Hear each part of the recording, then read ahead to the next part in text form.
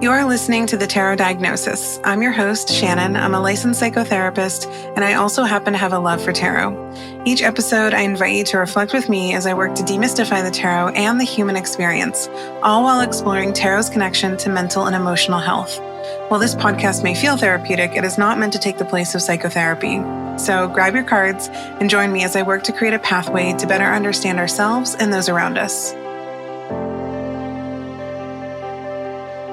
Recently, I was reflecting on the power of silence in the therapy room. Silence is this incredibly powerful tool in therapy, even though it is often uncomfortable for both new and seasoned clinicians, and even for clients.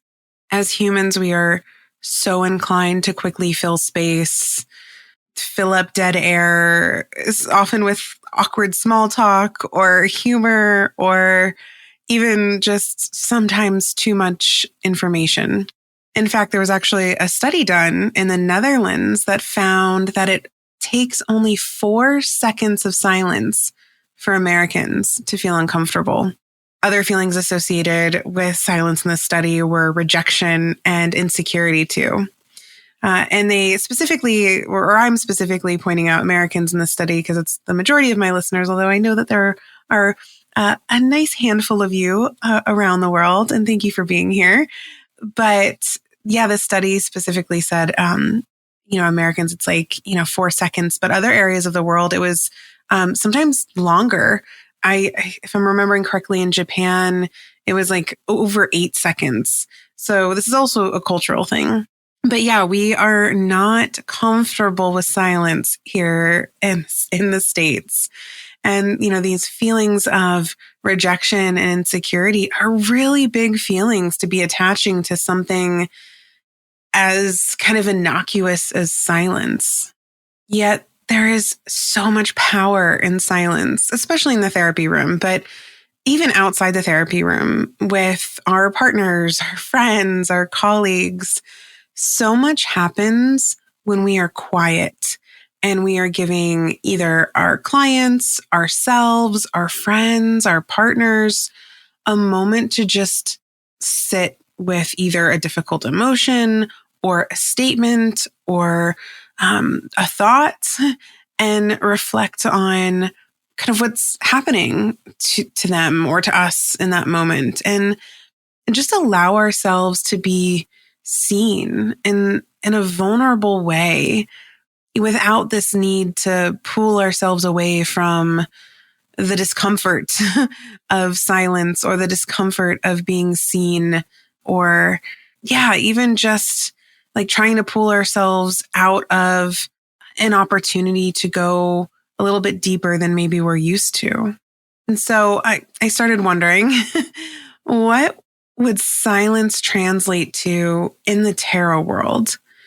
And then I realized, I think it translates to absence or omission. Basically, anything that's missing in our tarot spread or whatever cards we pulled that day. So yeah, I'm sitting here and I'm just like, I think that the silence equivalent to tarot is absence. If you think about it, when we're pulling cards or just engaging with tarot in general, it's so natural for us to just be really hyper-focused on the cards that are in front of us because those are the cards we pulled.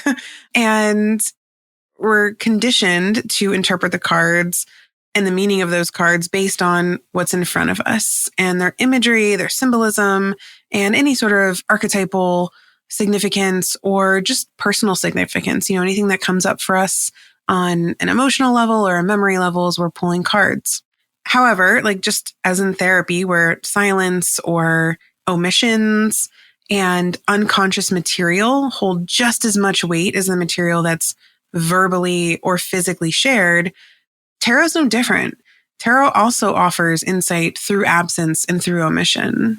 Any sort of missing suit or archetype or symbol in a reading can invite us to explore what we might not be acknowledging, or what might we be avoiding developing, or what part of our internal world are we hiding from? Which, now that I kind of say that out loud, sounds a lot like shadow work. The act of purposely looking at that which we have repressed, rejected, or omitted about the self. And within the realm of tarot, the absence or omission of a card or suit can kind of be leveraged, much like shadow work. It almost feels like an opportunity to go deeper and strengthen not only our relationship to the cards, but also to ourselves. And I'm still fleshing out this whole idea of tarot by omission. I am currently working on developing a workshop for the tarot diagnosis community, the Symposium, for March. So this is being recorded and released at the end of January 2025. So if you're not a member of the Symposium and this topic is interesting to you, you can join at thetarotdiagnosis.com and attend this workshop live in March. Otherwise, the recordings are always available. So if you're listening to this at a much later date, you can always join the community and check out the recording.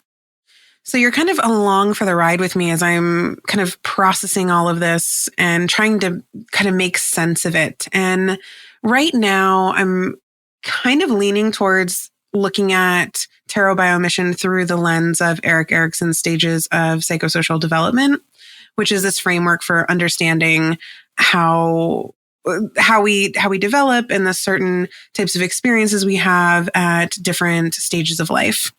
And I feel like this framework can also be applied to understanding what sort of missing cards might mean to us in our readings. So, like, for example, if we are pulling cards to a spread and there's no cups in the spread, like it's just devoid of cups, this could possibly indicate that we're having difficulty with intimacy or emotional expression. And this could also point to issues with attachment, either early attachment or attachment in relationships with platonic or romantic partners.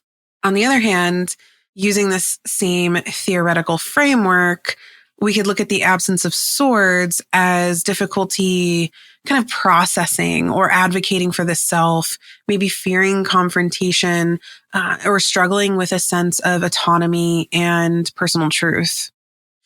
And then we could even look at the absence of the major arcana as maybe meaning we're way too focused on the details in life and we're not considering the bigger picture. I think at the end of the day, there are endless ways to interpret the absence of cards, just as there are endless ways to interpret the cards. So yeah, I'm obviously very much thinking of this through the lens of lots of different ways, but that's kind of just where my brain went immediately. And as always, as you're listening to this, if anything is coming up for you all, please reach out to me, send me an email, DM me. There might be things that I'm not thinking of when it comes to this new way or interesting way of reading cards.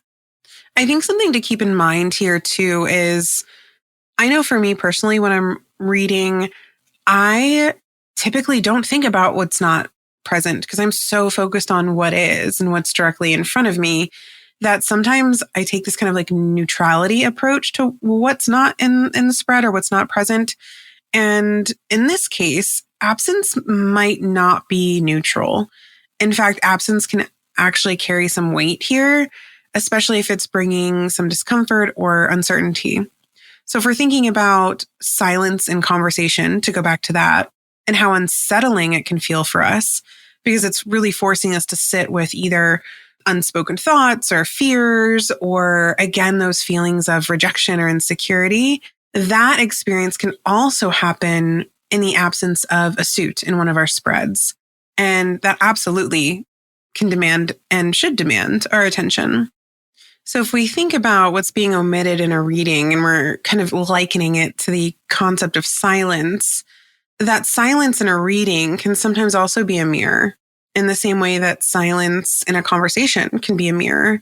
And it's nudging us to ask, what is it that I'm avoiding? What truth is kind of waiting to be seen or to be heard or to be spoken that maybe I'm not allowing it to or giving it space to? Or what am I afraid of experiencing if I engage with the silence or if I engage with what's absent. I think an underlying component here too, the more I think about it, is this level of uncertainty. So uncertainty is incredibly difficult to embrace, and the absence of something in a reading can stir up that same kind of unease that we feel in silence, because what we don't see, we can't immediately make sense of. And what we can't make sense of, we can't control. And when we can't control something, we're left feeling exposed, vulnerable, insecure, or even rejected, going back to those same emotions that study found, which I'll link the study in the show notes, by the way. But yeah, like feeling those same emotions that the study indicated just by exploring this idea of silence. And that level of discomfort really fuels a lot of anxiety, pauses in conversations, the awkward silences. But even in solitude, silence really forces us to confront some of our automatic thoughts, our feelings, our insecurities. What exactly are we afraid of? Is this insecurity rooted in reality? These thoughts and these feelings that, we would much rather ignore. And then, of course, similarly, the absence of a suit or an archetype in one of our readings really encourages us to face something that maybe we've unconsciously put aside. And yeah, it's in that space where, maybe something should be, but it's not, that gives us an opportunity to explore ourselves even further. I want to take some time to get into the specifics about different suits and what their absence might represent. So if we take a second to think about the absence of cups, this could point to feeling disconnect emotionally, or also point to maybe avoidance in certain relationships or things about certain relationships. Because when we think about the traditional meaning of cups, this suit does represent our emotional world, our relationships, our intuition, and also the fluidity of our unconscious. So the absence of cups in a reading might be nudging us to look at, what are we feeling detached from? What sort of emotional depth or vulnerability are we shying away from? Are we not allowing ourselves to fully experience? I feel like the cups also represent needs, our basic needs to be loved and cared for and made to feel safe. So those are also components that we should be looking at if cups are not present in a particular reading or spread. In what ways are we maybe not feeling a sense of safety? If we look at the absence of wands, it could represent not feeling super energetic, not feeling passionate about something, maybe feeling stuck, or also a fear of self-expression. Traditionally, wands represent our creative energy, our ambition, our drive. And the absence of wands could suggest feeling a lack of motivation, suppressing ourself in one way or another, or feeling just disconnected from the things that fuel us. The absence of swords could point to intellectual avoidance. Maybe fearing confrontation or avoiding the reality of a situation, maybe wanting to be delusional. Traditionally, the swords represent our cognition, the way we think, the way we communicate, our just kind of mental clarity. And when the swords are absent in a reading or a suit, we might be really struggling with either critical thinking or making sure that we're accurately expressing our thoughts, making room to really explore our thoughts. And it could also lead to, or represent rather, maybe conflict avoidance. So avoiding talking about something or sharing our thoughts on something because we're afraid of what someone else might think or how someone else might respond. And then finally, the absence of pentacles could be really just feeling ungrounded. And then from a more practical standpoint, it could point to avoiding just daily practical obligations, because traditionally the pentacles are all about just the material world, material stability, our health, just our the way we function in the world. And when the suit of pentacles is absent, it could point to maybe us struggling with some sort of physical component in our world. More traditionally, also, it could represent obviously like our financial health and wellness. So yeah, again, absence of pentacles could also point to just what sort of practical concerns am I maybe not paying attention to or avoiding. Then we can move on to the absence of the major arcana. Maybe this is pointing to big life lessons that we're not really paying attention to. Traditionally, the major arcana represents those, kind of big life themes that we experience, and they point to how we move through the world. Their absence could indicate that maybe what we're pulling cards to either isn't as major of an issue as our minds are maybe making us believe it is, or it might indicate that we're not putting enough emphasis on the issue. And we need to be kind of taking a closer look at how, whatever we are pulling cards to could impact us in the long term. Something else to consider is the absence of reversed or upright cards. And this is going to change depending, on if you are someone who reads reversed cards, for example.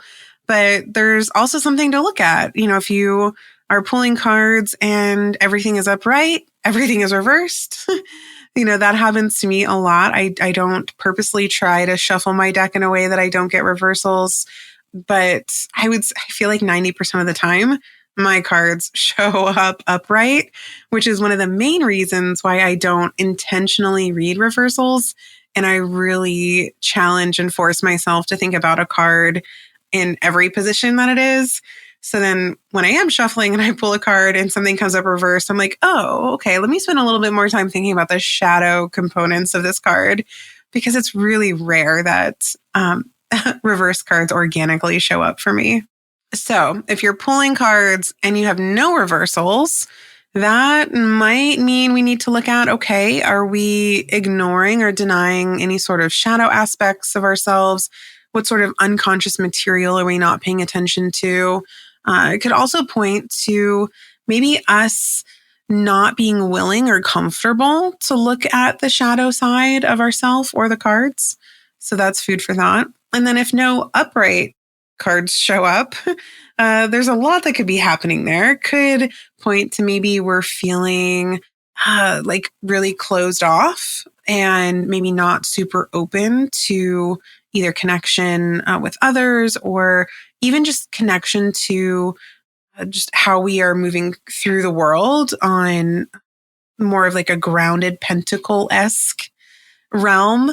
It could be that we're too in ourselves, too in our feelings, too in our shadow.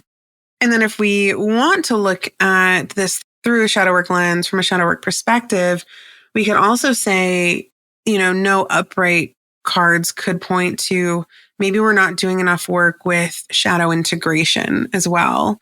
So we are still very much kind of stuck in that shadowy material. Okay, so I feel like I've talked plenty about just like my thoughts and ideas on this topic, which again, not entirely fleshed out. You are absolutely along this for the ride with me here, but I want to put these theories and ideas into practice. So as I was thinking about this episode, I was like, I kind of want to create a fictional client to show you all kind of like what this would look like in action, like maybe with someone who had come to me in for therapy, or we were working together. So I'm going to kind of summarize a fictional client as if it were a therapy session. This is kind of like what a case conceptualization would look like. And then I'm going to pull some cards, and we're going to see the cards in action from both a therapeutic lens and through a tarot lens, and read based on what's missing, what is being omitted, and what is absent. Okay, so my fictional client is Mia, and she's a 32-year-old marketing professional. She comes to therapy because she's feeling stuck, but she's unsure why. And we've been working together for quite some time in this fictional scenario. So there's no like needing to build rapport or understand kind of like who she is. So just keep that in mind. And she describes her life as really stable. She's got a great job. She's got a long-term partner. She has a really solid social life that she's really pleased with and feels supported by. However, despite kind of everything appearing great on the surface, she's feeling this like gnawing sense of dissatisfaction. And she uses the word disconnection a lot. Like, I feel disconnected. And she's struggling to really kind of like get down to the core of what's going on. She's having trouble articulating, what really kind of feels wrong in her life, and can often dismiss her own feelings. Like, she'll say things like, oh, I shouldn't complain.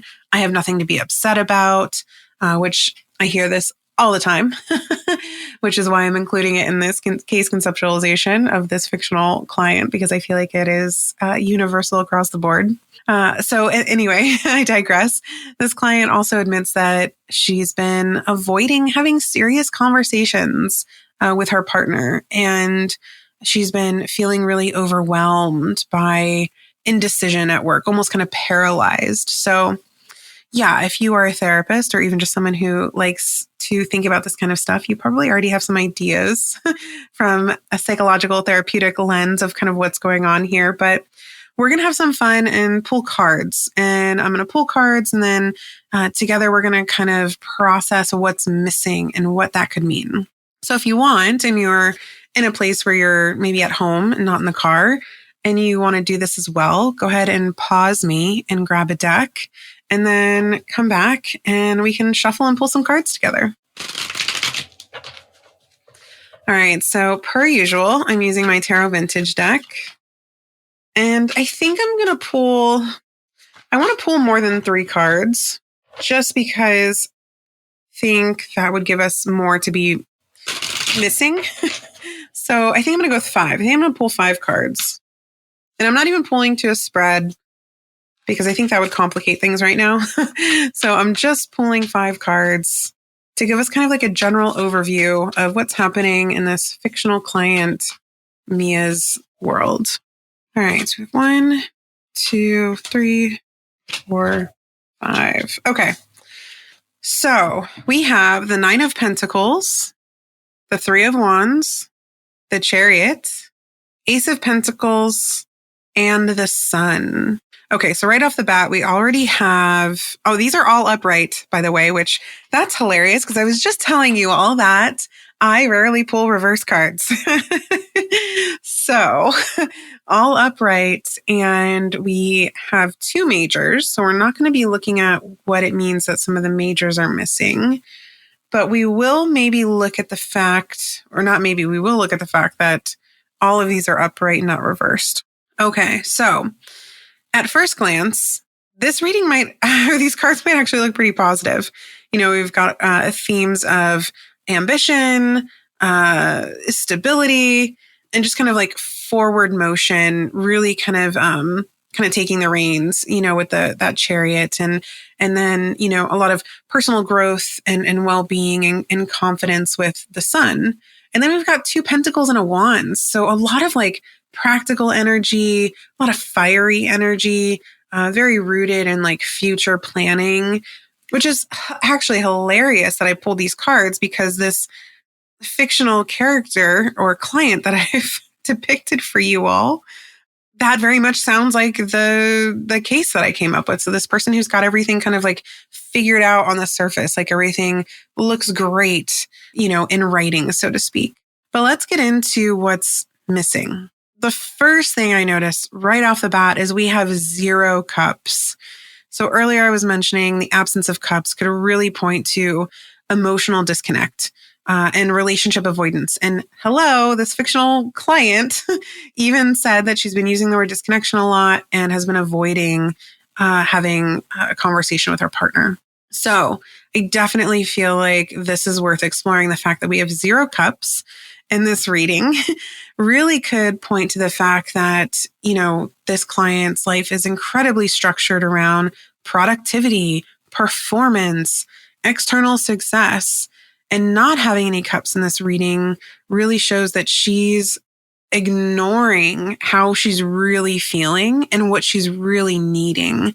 So she, is probably prioritizing achievement and accomplishments over her, introspection or feelings, and maybe be using this need to achieve, need to really work to avoid feeling her feelings, which really makes sense because, she's been saying she feels disconnected. So in this case, if this were a real client and she was in front of me, I might ask her, what emotions are you neglecting? And what are you afraid to feel? Which big, heavy questions, I know. And that could be a whole session in and of itself. So in fact, me asking these questions is another important component here when we're thinking about what's being omitted in a tarot reading. So I love looking at the cards as question askers. It's probably because it's what I do for a living, but every time I pull a card, it is asking me a question, and the absence of cards is no different. The absence and omission of a card is also asking me a question. So we also have the absence of swords, which is interesting because we know that swords are intellect, cognition, and their absence absolutely points to this kind of maybe fear of confrontation, fear of maybe really sitting with our thoughts, or in this case, this client's fear of really looking at how she is perceiving herself or her situation. If we take this a little bit further, we know that, this fictional client really struggles with indecision at work and probably trouble articulating her needs since we have the absence of the cups, both at work and in her relationship. And instead of addressing underlying issues, this client is really focused just on her career goals and distractions. So in this case, the absence of swords would probably nudge her to ask, what sort of conversations am I postponing? What am I afraid the outcome will be of these conversations? And what sort of truth am I avoiding about myself or others by not having these conversations? The other thing missing here is nothing's reversed. We have no reverse cards. And so my thought process on that was, this means there's a strong focus on kind of the external reality of this person's life, the kind of day-to-day Pentacles-esque functioning level, rather than true inner work. She's really kind of avoiding shadow material. She's avoiding true feelings. She's avoiding her own internal world. So this experiment with the cards and reading by omission, I think really shows us that we can discover some of our resistance through what's missing in our tarot readings. And there's a lot that we can do here, even beyond just what I've gone over in this episode. But I really encourage you to have fun with this. Take a moment next time you pull cards to inventory your spread. Take note of which suits or archetypes are missing, what's reversed, what's not, and reflect on the absence of cards. Ask yourself, what does this absence feel like? Where am I lacking this energy in my life? How can I engage with this energy more that's missing? You might even want to pull additional cards to represent what's missing.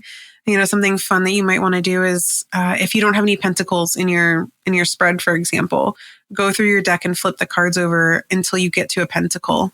And then explore, what would that mean to you? Or what would this pentacle represent if it were added to the spread?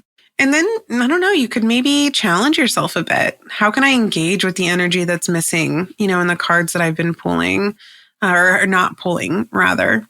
And then you could take this a step further. And if you keep track of your readings, reflect on, what cards do I never pull? I know for me, there's so often where I'll be pulling cards for other people and I'm like, oh my God, I pulled this card. I never get to see it. I am so glad that it came up in your reading because I never pull it for myself. So take note of when moments like that happen for you because there's some work that can be done there as well. Well, I hope you all have a ton of fun reading by omission. Thank you so much for listening to The Tarot Diagnosis. For more tarot and mental health content, follow The Tarot Diagnosis on Instagram. You can also subscribe to the podcast so you never miss an episode and sign up to receive the Tarot Diagnosis emails where you'll have access to exclusive spreads and exciting announcements. To join an incredible community of tarot and psychology enthusiasts, join the Tarot Diagnosis membership community, the Symposium, by visiting thetarotdiagnosis.com.